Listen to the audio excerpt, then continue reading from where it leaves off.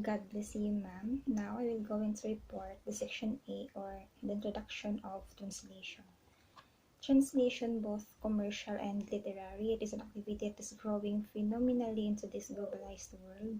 The study of translation, an interdisciplinary field known as translation studies, has also developed enormously in the past 20 years. Unit A1, what is translation? The first definition of translation is the act or an instance of translating, and second, a written or spoken expression of the meaning of a word, speech, book, etc. in another language, according to the concise Oxford English Dictionary. The first sense focuses on the role of the translator in taking the original of source text and turning it into a text in another language. The second sense centers on the concrete translation product produced by the translator. Source language, the language being translated from, while the target language, the language being translated to. For example, from Filipino translated to English.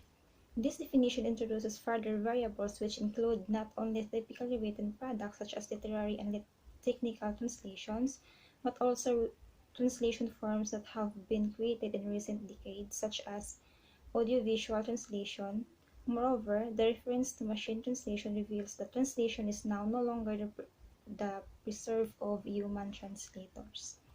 From Peter Newmark's 1981 approaches to translation, first is a translation must give the words of the original. A translation must give the ideas of the original. A translation should read like an original work. A translation should read like a translation. A translation should reflect the style of the original. A translation should possess the style of the original.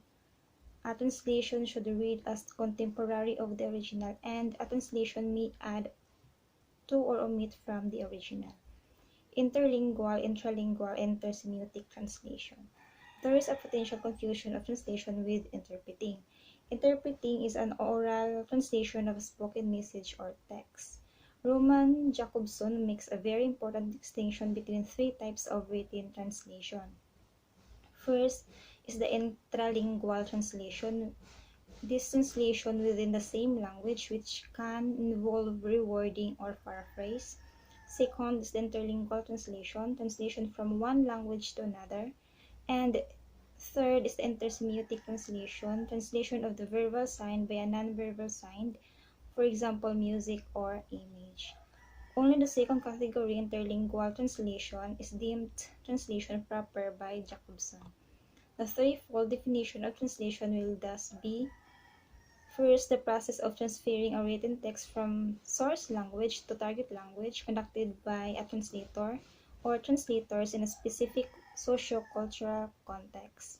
Second, the written product or target text which results from the process and which functions in the socio-cultural context of the target language. Third, the cognitive, linguistic, visual, cultural, ideological phenomena which are an integral part of 1 and 2. What is translation studies?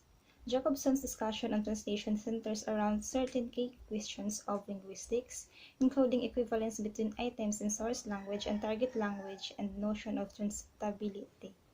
These are issues which became central to research in translation in the 1960s and 1970s. This field received the name translation studies. According to Holmes, the objectives of translation are twofold.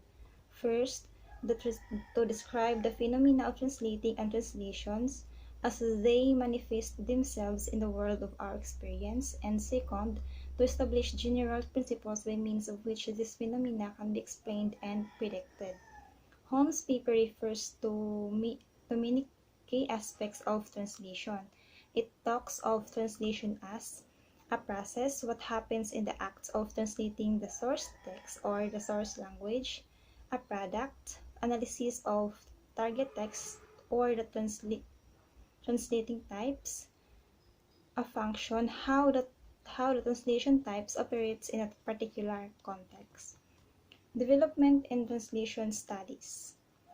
The richness of the field is also illustrated by areas of research suggested by Williams and Chesterman in 2002, which include: first, the text analysis and translation, translation quality assessment, translation of literary and other genres, multimedia translation, the audiovisual translation, translation and technology, translation history, translation ethics, terminology and glossaries, the translation process, translator training, and the characteristics of the translation profession.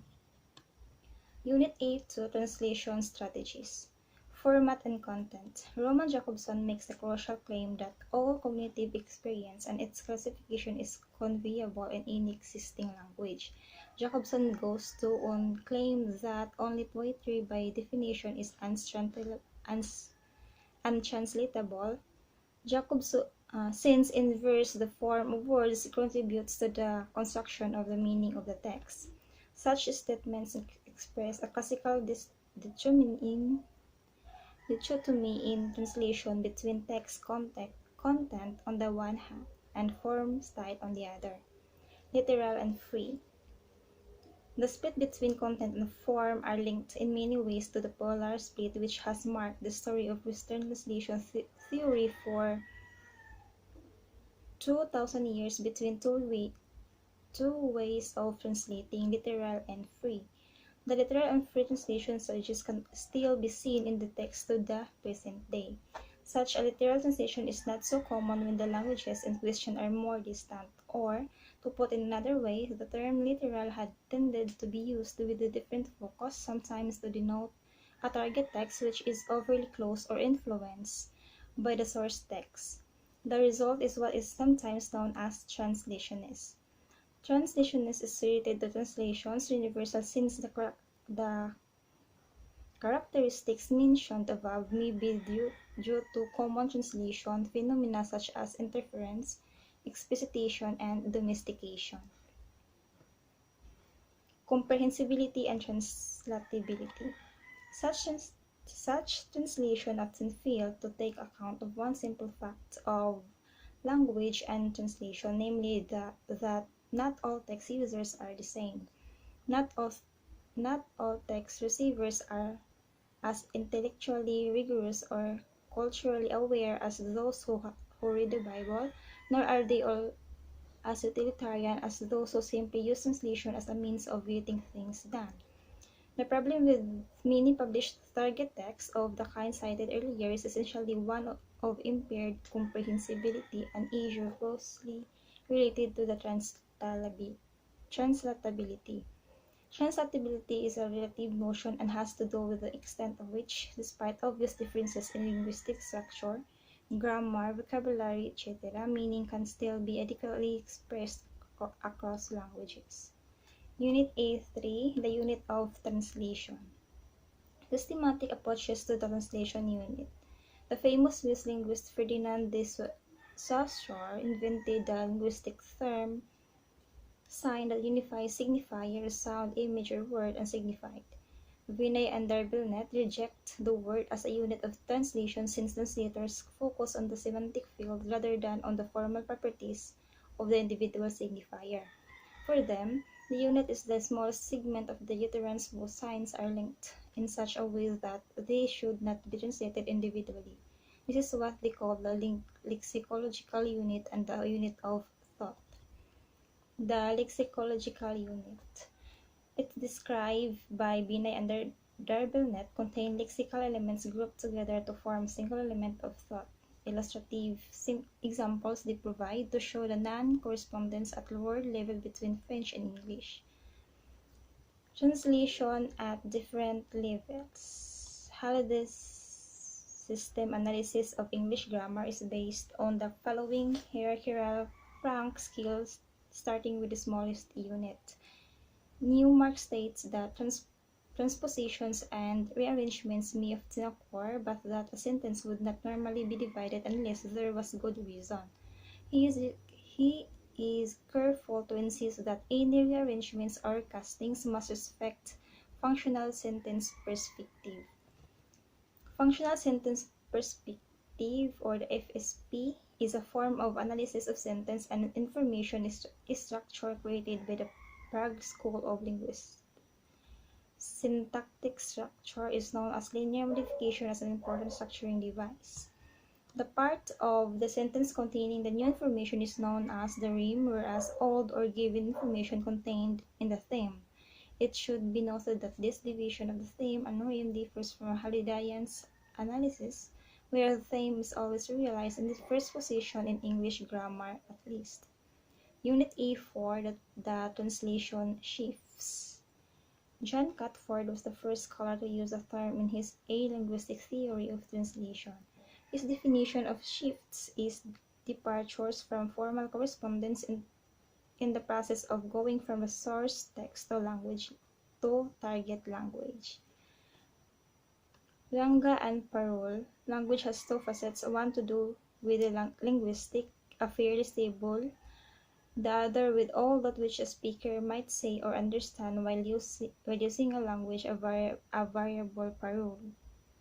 Formal correspondence. A formal correspondence is defined by Catford as any target language, category, unit, class, structure, element of structure, etc., which can be said to occupy as nearly as possible the same place in the economy of the target language as the given source language category occupies in the source language. Textual equivalence. A textual equivalent is defined as any target language text or position of text which is observed to be equivalent of a given source language text or portion of text, whereas formal correspondence has to do with the general, non-specific relationship between elements in a specific source text target language pair. Translation shift. A shift is said to occur if, in a given target text, a translation equivalent other than a formal correspondent occurs for a specific source language element. Vinay and Darbelnet's categorization of translation procedures is very detailed. They name two methods covering 7 procedures. The direct translation, which covers borrowing, calque, and literal translation, and the oblique translation, which is transposition, modulation, equivalence, and adaptation. The procedures are applied on 3 levels of language: the lexicon, the grammatical structures, and the message, which is used to refer the situational utterance and some of the higher text elements such as sentence and paragraphs. Compensation, loss, and gain. A translation technique used to compensate for translation loss. The translator offsets an inevitable loss at one point in the text by adding a suitable element at another point, achieving a compensatory translation gain. Tertium comparationis, a non-linguistic intermediate form of the meaning of a source text and target text. The idea is that invariant meaning exists independent of the both texts, which can be used to gauge or assess transfer of meaning between source text and target text. Unit A5, the analysis of meaning. For Neil, the analysis of meaning was a major practical problem because his inexperienced translators, some of them non-native speakers of English, were sometimes confused by intercases ambiguities of the source text, especially multiple senses, figurative meanings, and near synonyms. Need has 2 types of meaning. First is the referential meaning, otherwise known as denotation, which deals with the words as signs or symbols, and second, the connotative meaning or the connotation, the emotional reaction engendered in the reader by a word. Referential meaning. Various linguistic problems relating to referential meaning are described from Neil Dantaber. The correct sense for the translator is determined by the semotactic environment or context, or the words around it. Componential analysis, a technique used of semantic analysis that examines the basic meaning of components of a word and allows contrast with other terms in the same semantic field. One of the prime elements of componential analysis is the notion of binary opposites. One sense of bachelor would be plus human plus male minus married. Connotative meaning. Nide and Taber discuss aspects other than single words or idioms that carry connotative associations. including pronunciation. Some accents are more prestigious than others. Style and subject matter when translated into a radically different cultural context. The nature of meaning and who to analyze and evaluate it is crucial for a translator working on a text for a theorist who is assisting the transference of meaning. Unit A6, Dynamic Equivalence and the Receptor of the Message.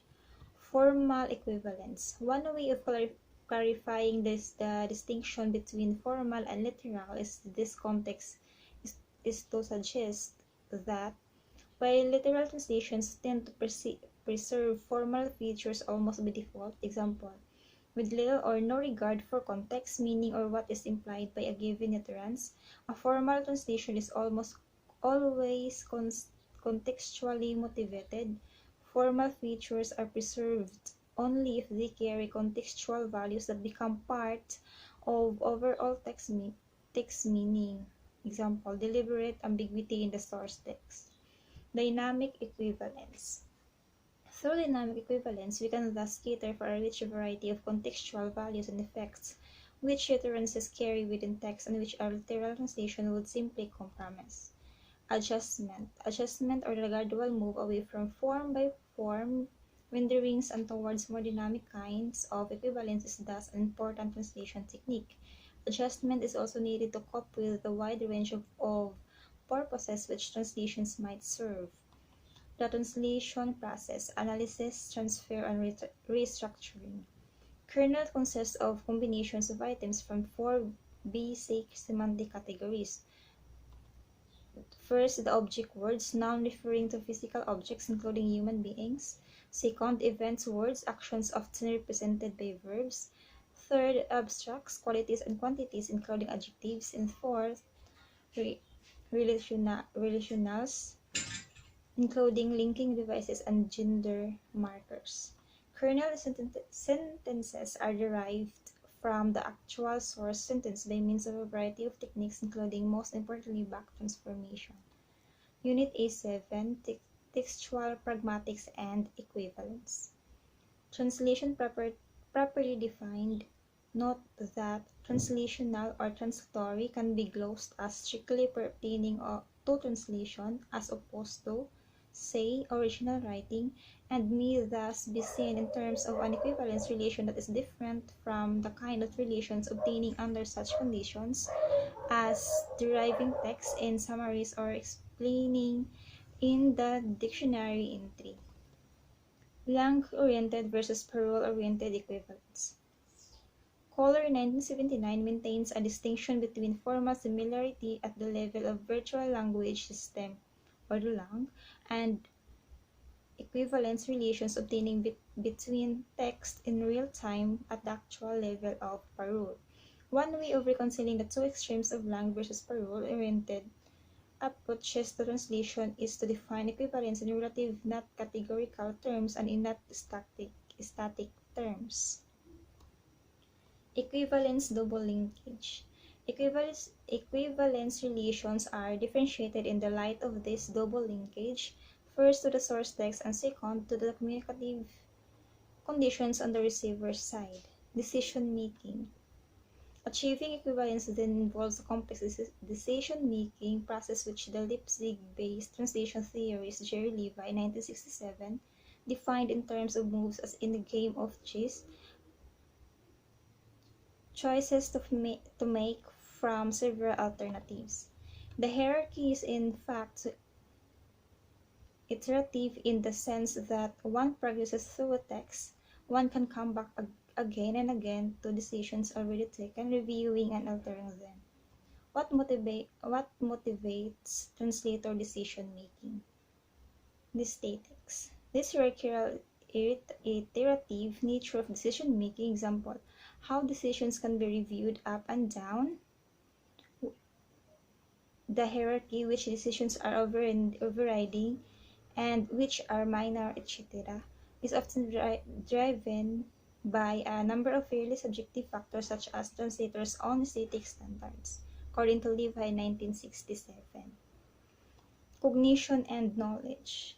A factor that is less subjective and aesthetics is the translator's own socio-cognitive system, the translator's cultural system of values, beliefs, and etc. Commission. The nature of the commission is a crucial factor in defining the purpose of the translation. For example, in translating a press release for the radical Palestinian group Hamas reporting one of their suicide bombings and talking logistically about the carnage they caused, the translation brief had to be renegotiated with Hamas who commissioned the translation. Unit A8 Translation and Relevance. Inferencing and relevance.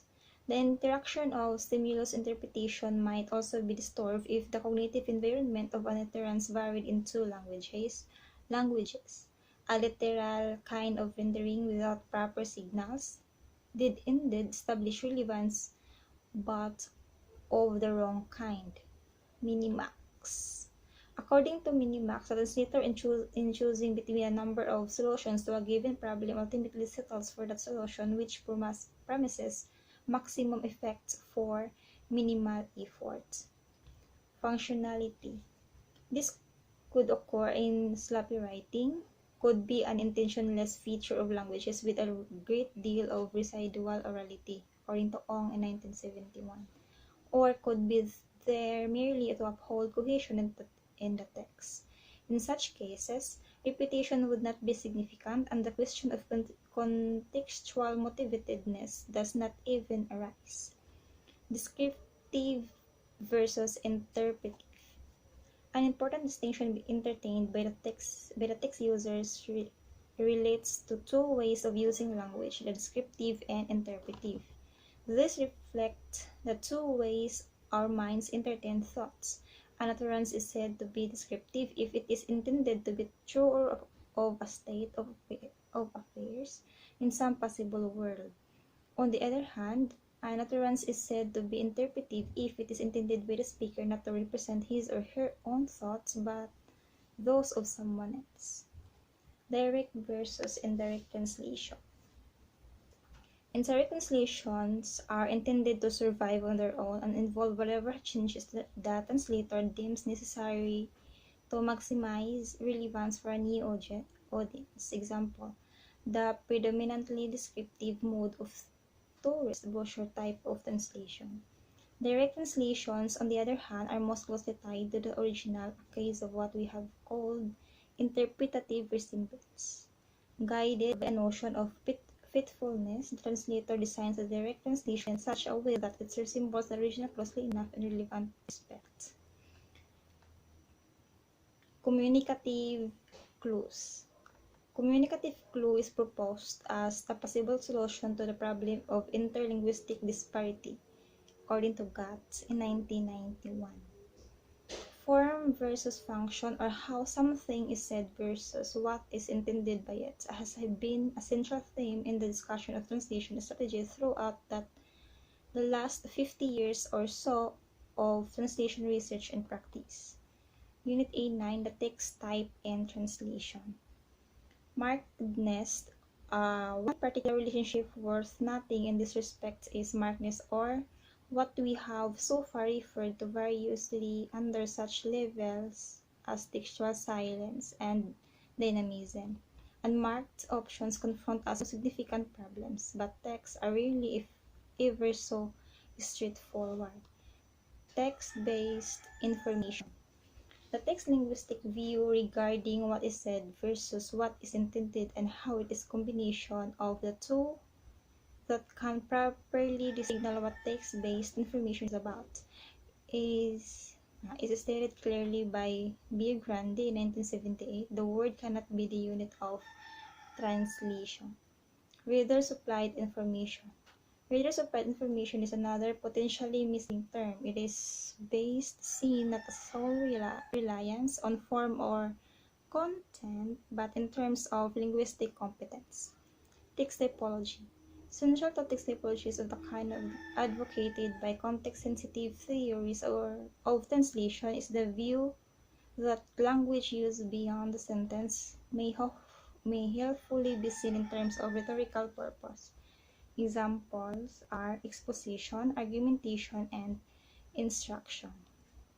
Unit 810, Text Register and Translation. Use and user of language. In dealing with the context of situation from a translation perspective, we entertain the generally accepted social linguistic assumption that language use varies as its context varies, and that different language varieties emerge to cater for different contexts. Institutional communicative context. The use or user dimensions essentially indicate who is communicating with whom, what is being communicated, and how this is communicated, hence the institutional communicative focus. Functional tenor. Example, to persuade, to discipline, to inform, thus builds into the analysis a set of role relations different in both scope and nature from those identified under the level of formal or technicality. The Unit A11, Text, Genre, and Discourse Shifts in Translation. Intertextuality. With this notion of interaction of text with text in mind, two basic types of intertextual reference may be distinguished according to Fairclough in 1989. Genre shifts. Genre is a conventionalized form of speaking or writing which we associate with particular communicative events. Text shifts. Text is a vehicle for the expression of conventionalized goals and functions. The following are some of the concessive and adversative signals that often go unheeded. Concessive, to be sure, of course, granted, naturally, no doubt, and receipt, certainly, while adversative, still, but, however, nevertheless, and yet. Unit 812, the agents of power in translation. The power to exclude. In the context of translating or assessing translations, one's sense of power involves using language to include or exclude a particular kind of reader, a certain system of values, a set of beliefs, or an entire culture. One cannot help but notice how, in some sense, the bulk of foreign literature translated into English and published in the West tends to sound the same, almost as though written by one writer and translated by one translator. Norms in translation.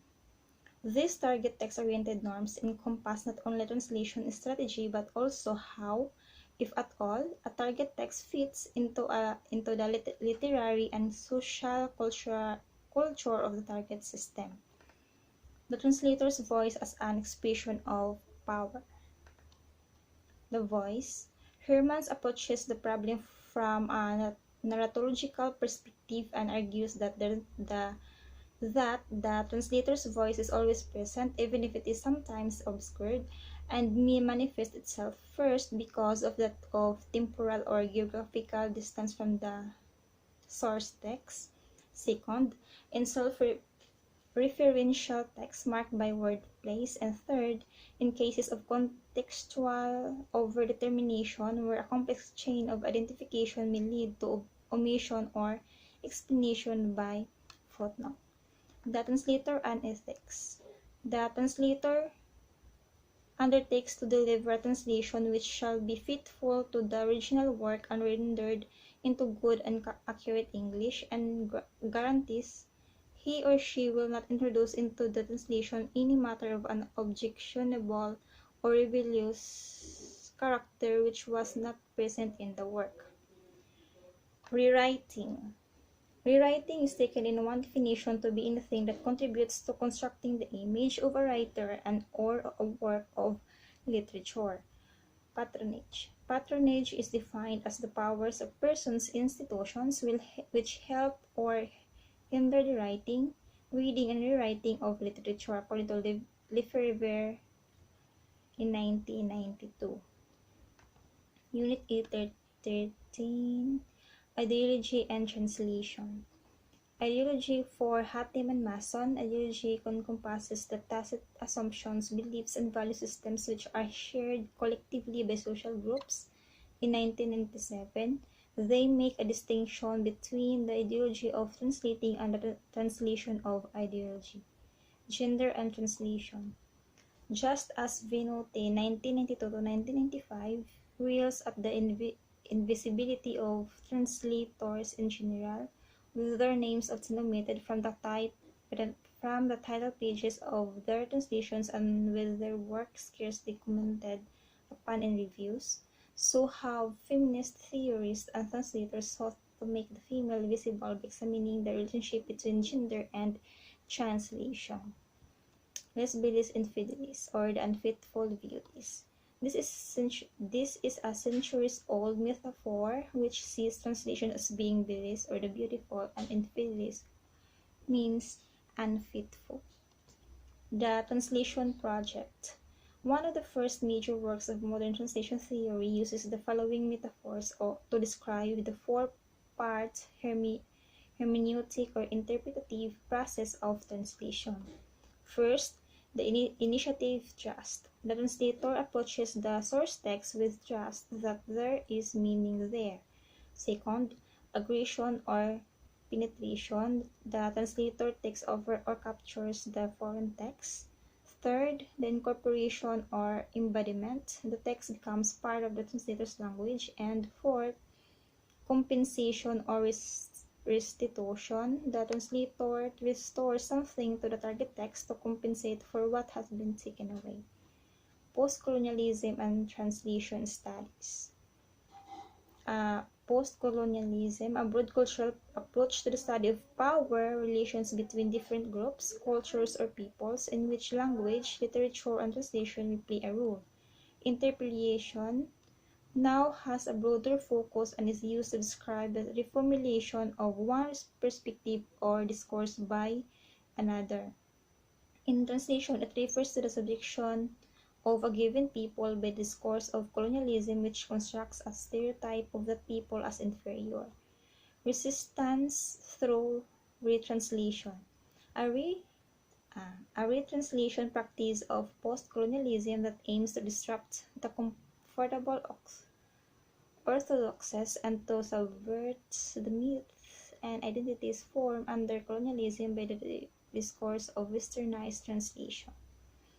In-betweenness or hybridity, the third space, this describes the dynamic geographical, religious, ethnic, cultural, and linguistic environment of migrant or border communities where interaction and overlap highlight cultural difference and interrogate identity. Unit E14, the last unit in the introduction of translation, is the translation in the information technology era. Globalization. Globalization is a multi-level term that is used to refer to the global nature of the world economy with the all-pervasive spread of multinationals. Localization involves taking a product and making it linguistically and culturally appropriate to the target local, country, region, and language where it will be used and sold. Electronic corpora and translation. Electronic corpora, which were originally formed to assist large-scale dictionary projects, first at CoBuild in Birmingham, UK, and then at other major publishers, are becoming increasingly used in research across the board in translation studies. These are now some very large reference corpora that are available online either free or by subscription.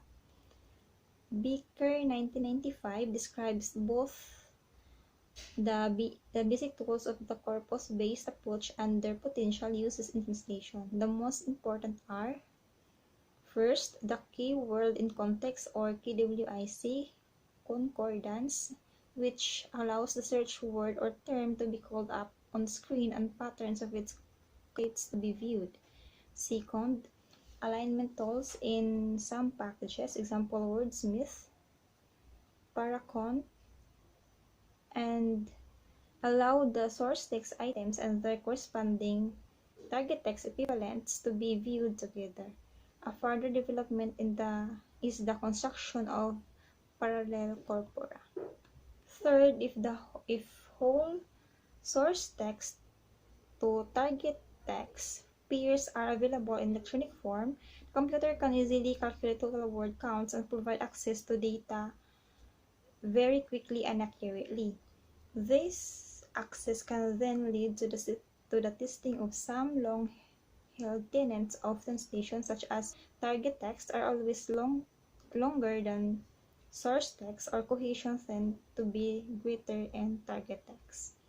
This unit has briefly examined some of the most prominent uses of technology for translation and attempted to show that technology is now commonplace in the translation workplace. These include machine translation, translation memory and terminology management tools, and corpus linguistic tools.